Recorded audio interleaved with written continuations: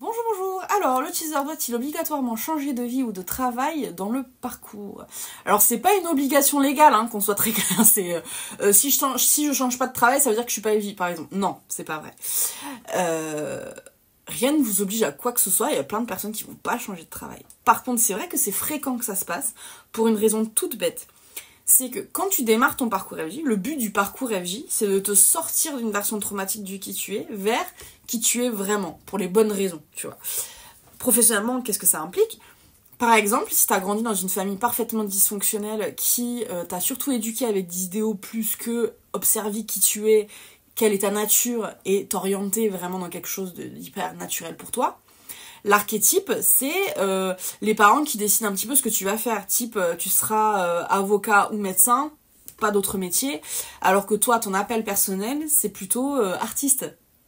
Donc ça donne des FJ qui démarrent leur parcours sur des chapeaux de roue à ça du burn-out, parce qu'en fait, ils font des corps de métier qui ne leur correspondent pas et qui ont été choisis pour diverses raisons, par divers biais, émanant des parents, émanant du trauma, émanant de tout un tas de choses. Et leur parcours FJ ne va pas trop leur laisser le choix. C'est vrai que dans les parcours FJ, il y a très régulièrement beaucoup de burn-out. On claque des DEM, on claque des démissions, des ruptures conventionnelles et machin, parce qu'il y a un appel à être qui on est profondément, tu vois. Donc oui, il peut y avoir des réorientations comme ça, mais qui sont pas reliés stricto sensu aux professionnels. C'est plus le stigmate d'à quel point, à titre purement personnel, on se transforme profondément, tu vois. Quelqu'un, comment dire, qui, je sais pas, qui n'aspire qu'à du positif dans la vie, d'être lumineux, d'être calme, serein, des journées sans problème.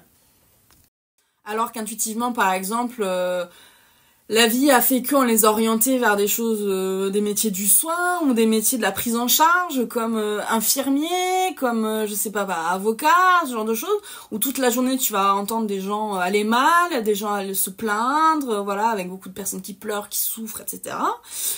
C'est des personnes qui, dans le parcours FJ, par exemple, très régulièrement vont dire je veux plus faire ça. Moi-même, je souffre. Je peux pas prendre en charge les personnes qui souffrent si moi-même je souffre. Tu vois, donc souvent on peut avoir des petits burn-out comme ça ou des personnes qui se retrouvent dans des petites périodes de chômage à base de faut trouver ce qu'il faut faire. Faut trouver quoi faire avec cette nouvelle version de qui je suis qui peut plus encaisser la misère du monde, quelle qu'elle soit. Tu vois ce que je veux dire? C'est des notions de préservation profonde. Bien sûr que ces métiers sont nobles et ça, personne ne dit ce qu'on a. C'est une notion vraiment de je souffre déjà tellement moins parce que le parcours FJ, c'est quand même porter le son, c'est quand même porter le néant pendant toute une NNA, par exemple, tu vois. Donc pour des gens qui ont des métiers très demandants émotionnellement, psychologiquement, etc., le soir, ils se retrouvent en ressentant un néant complet à l'intérieur d'eux-mêmes, en ayant dû faire 7, 8, 9, 10 heures de soins à la personne, de personnes qui disent « je vis tellement mal », le soir, à ce côté de... C'est dur, c'est dur, parce que là, il n'y a personne qui s'occupe de moi, puisque c'est moi qui suis censée m'occuper des autres, tu vois. Donc c'est des notions comme ça où on y met face aux réalités, et il y a des changements de vie qui doivent être opérés, mais vraiment, mais par sécurité émotionnelle.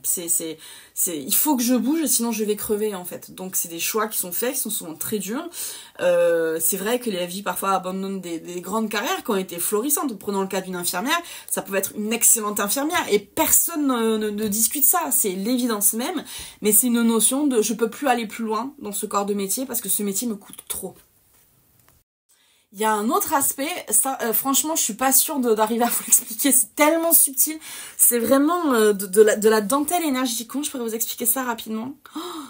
Il y a une autre idée professionnellement où, entre FJ, on s'échange des talents, on s'échange des énergies, en fait. Et dans ce package d'énergie, il y a aussi des choses qui touchent le professionnel. Ok. Ces énergies, vous en bénéficiez du moment où vous naissez, où vous êtes déjà FJ, mais vous n'avez pas encore rencontré la façon... vous n'avez pas rencontré la nouvelle identité de votre FJ. Vous savez dans votre passé énergétique qu'il y a une FJ qui va débarquer à un moment donné. Voilà. Juste, vous ne savez pas encore qui c'est. Et le moment où vous allez mettre en place des séparations profondes, où vous allez vous énerver, vous allez dire, chacun de son côté, tu prends ce qui t'appartient, je prends ce qui m'appartient, vraiment répartition totale, et merci, bonsoir. Je vais vous prendre un papier. Vous naissez ici, voilà, ça...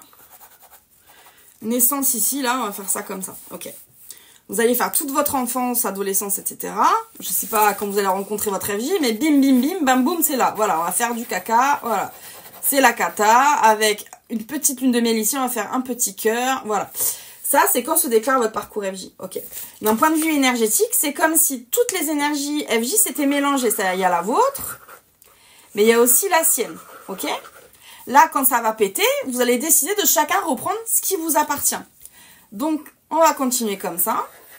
Et on va continuer comme ça. Chacun avec son délire. Ok? Là-dedans, ici, là, peut y avoir des surprises. Voilà. Parce que concrètement, ici, vous bénéficiez d'un espèce de tronc commun énergétique qui vous donne aussi certaines capacités. Donc, vous êtes sous influence de ça. Mais ça ne veut pas dire que c'est votre énergie. Et ici, on fait une espèce d'audit où on se dit, attends, mais du coup, ça, je sais faire ça, mais ça m'appartenait pas. Donc, on va le rendre à César. Ce qui appartient à César, on le rend à César. Et moi, je prends ce qui m'appartient. Voilà. Et là, on peut avoir des petites surprises.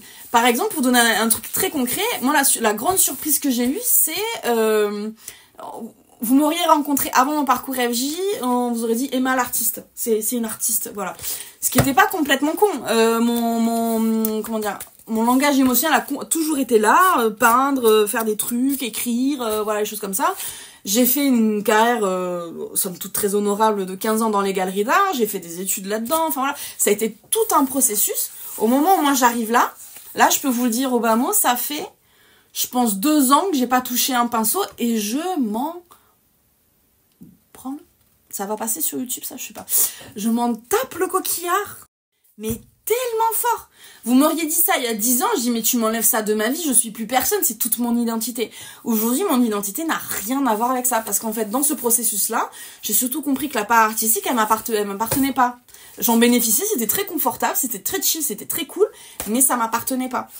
En revanche, j'ai récupéré des choses de chez Marronneuse aussi, qui du coup était la maman. Ah, voilà. Mais c'est une notion où on se découvre vraiment différemment dans des capacités surprenantes. Par exemple, hier, comment dire, sur un réseau perso, je postais le fait que je pensais vraiment devenir une maman gâteau, à faire de la peinture, comment dire, et plein d'arts plastiques à la maison, etc. Avec ma fille, on est tout le temps en train de bouffer des pommes en allant à une activité sportive différente. En fait, on est supra sportive. Vous dites ça à ma FJ, elle va dire mais Emma, elle est pas sportive pour dessous. Mais c'est pas elle en fait. Sauf que elle me connaît de là, elle me connaît pas de là. Voilà. Parce que ici au milieu, souvent il y a des voilà, il y a des grosses engueulades, il y a des grammes de séparation qui sont là, qui fait que on se perd un peu de vue et du coup on perd aussi de vue la façon dont la personne évolue. Moi, dans ce que j'ai récupéré, j'ai complètement récupéré ce côté très outdoor, hyper sportif. Un truc très étonnant que j'ai récupéré, c'était la musique. Vous auriez juré que la musique c'était un truc de Marronneuse. Non, ça maman. Donc aujourd'hui, par exemple, comment ça s'exprime professionnellement, c'est que dans ma vie, la façon dont c'est organisé ma vie m'autorise, par exemple, à être hyper outdoor. Aujourd'hui, mon job me permet tous les matins d'aller marcher 1h30, d'aller faire mon petit run, des trucs comme ça. C'est des notions de... on mène une vie qui est vachement plus respectueuse de qui nous sommes et de ce qui constitue vraiment notre énergie, mais stricto sensu. Donc oui, moi, dans mon cas, ça a impliqué un changement de job. Parce que là, aujourd'hui, où j'exprime vraiment ma nature, comment dire, là, ce matin, je suis partie prendre l'air, je suis partie marcher, vraiment faire kiffer mon body, quoi. À l'époque, quand dans mon ancien job, j'étais déjà à mon 3e café en train de stresser de pourquoi les newsletters elles sont pas parties sur le site internet de ma galerie et comment on va inviter les gens au vernissage. C'était pas du tout le même niveau de feel good, vous voyez. Donc et il y a des gens pour qui ça se passe très bien cette carrière. J'ai des collègues, des anciens collègues, je les embrasse. Gardez votre job. Voilà, pour moi. Donc c'est des notions de changement de vie comme ça, mais vraiment pour être raccord avec soi-même. Et vraiment, c'est cet effet-là, il est très aride, très aride. Le nombre de fois où j'ai entendu genre, mais trop bizarre, j'ai l'impression de devenir comme mon renard ou comme Matt Chaser. On me demande de faire la même chose que mon Matt Chaser ou mon Chaser. Trop drôle. Mais c'est subtil, c'est difficile à trouver ça. Et ça, c'est un truc qu'on ne comprend que quand on a les 2 doigts dans la prise du réel. Hein. C'est pas de la théorie, c'est pas de la théorie énergétique. C'est quand on parle avec des gens réels, qui nous racontent leur vie extrêmement réelle, on se rend compte que des fois ça fonctionne comme ça. Donc très...